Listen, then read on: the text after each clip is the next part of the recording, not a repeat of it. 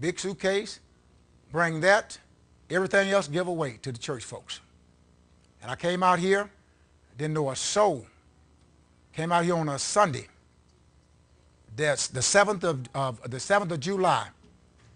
I left on the 4th of July. And the 7th of July, I arrived in Long Beach, California at the bus station with $30 in my pocket. I didn't know where I was going. I got off the bus. I only had the suitcase. And there was a hotel next to that. And the name of the hotel was James Hotel, right down there on Broadway. I went in for 2 nights, $15, 2 nights. But if I give the $15 for 2 nights, I didn't have nothing to eat. So I got the room for 1 night and called my sister in Sacramento. And she said, why didn't you come to Sacramento? I said, the Lord didn't tell me to come there. She sent me the money. I got up that next morning. I didn't even know where I was walking, just walking down the street in a daze, looking for a job.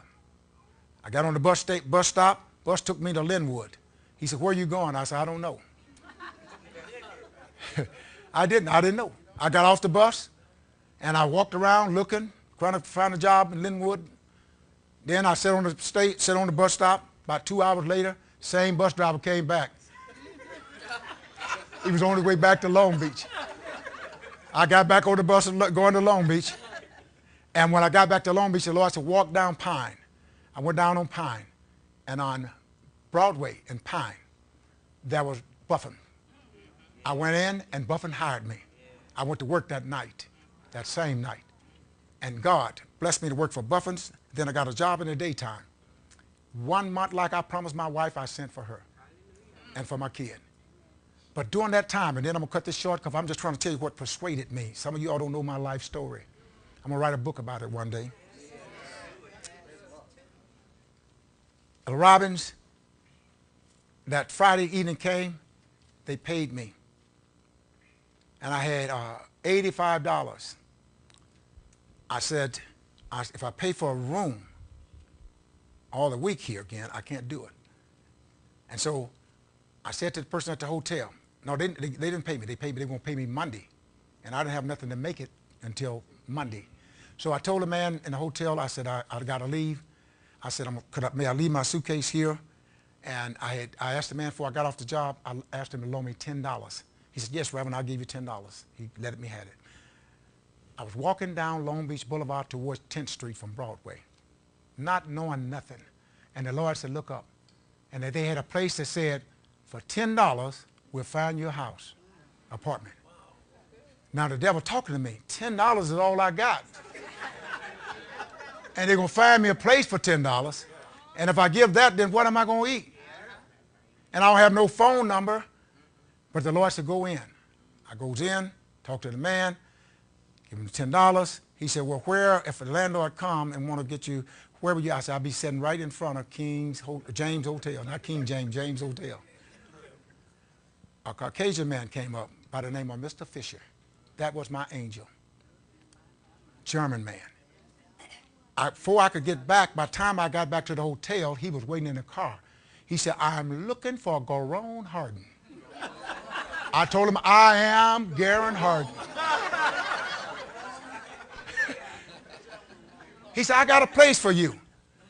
I said, I don't have any money. He said, I didn't ask you for money. Put your suitcase in the car. He drove me down to 23, 33 and 1/2. Now, Arkansas, they don't have no half. I'm wondering where in the world we going to be.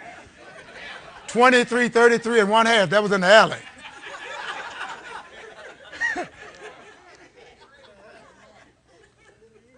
And I kept telling him all the way on, I don't have no money. He said, I haven't asked you for no money. Get out. We go in a place. He got a stove, a refrigerator, and a dining room set. No living room set. Nothing. I said, well, I'm married and my wife, I want to bring her out in 2 weeks, in a month from now, I want to bring her here. He said, get back in the car. I go to the car, get back in the car. He goes down to a furniture store on Long Beach Boulevard. He said, we need a bed, we need a sofa, we need a lamp, we need this and all of that. And so the man said, well, I can't bring it out to Monday. He said, well, then I'm going to the next store. The guy said, no, I'll bring it out this evening. He brought it out. And then I ain't told this man I didn't have no money. But you know what he did? He got back in his car, then he got out of his car and walked back in and said, here's your $10 back, get you some food over the weekend. Don't tell me that God ain't real. Don't tell me that God won't make a way for you. Now I'm closing this thing with this, and I'm going to give you number 10.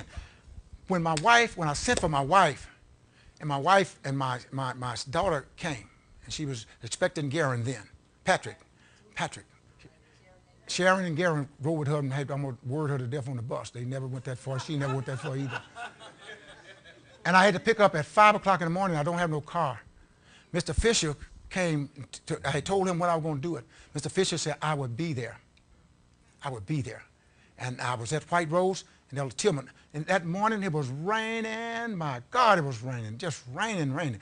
And Elder Tillman took me down there, and he wasn't no way all them children, the 3 children and all that trunk gonna get in his car. He was already fussing. And lo and behold, Mr. Fisher pulled up at 5 o'clock in the morning with his car and said, put him in here. He took the suitcase and he took everything. The moment that he saw my wife and my children, he took us by the hand. And you know what he said to us? He said, God sent you out here because you're going to be my son and daughter. He said, I have no children. You are going to be my son and daughter from henceforth. And whatever you need, you know, he wouldn't take no rent. He wouldn't take no rent until he found out that we were sound. He would walk into our house and look in the refrigerator, look in the cupboards. If there wasn't no food, he'd say, come on, we're going to the store. And he'd go and he would buy food. I'm talking, do you understand? If God be for you, who can be against you? Who can be against you? He did that for 3 years. 3 years he did that. Every birthday, he knew the children's birthday, knew my wife's birthday and my birthday. He would come by, and he would come by sometimes with so much of stuff, and then he would just, you know, just sit there. He would just almost like he was in tears for us. And then he was writing a will to give us all the property he had. And before he could close the will, he died. He died, but he helped us to make it over. And what I want to tell you, God got an angel for you. Be persuaded. Don't give up on nothing. God got an angel for you, and God will bring you out. I'm a living witness. So therefore, I have confidence. I have confidence because I know what God would do. I've seen what he done. He helped me to get established.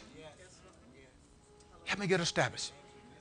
Not only did that, Elder Porter, he came and got me and taken me to jump in the car. I get in the car. He go down to Security Pacific Bank. He said, you're going to need credit. And so I didn't have no credit. He said to the bank, said, give him $350. Said, I want you to let him sign for it, and I'm going to sign on it and give him credit so he can build up his credit. They said, well, we can't do that. He said, well, I'm going to take all my money out the bank if you don't do it today. They said, go ahead and sign. Do y'all understand what God will do for you? And if he did it for a little poor person from Arkansas, what do you think he'll do for you? Most of you all are much more intelligent than I am, but you ought to think about that God don't look at your intellect. God looks at your heart.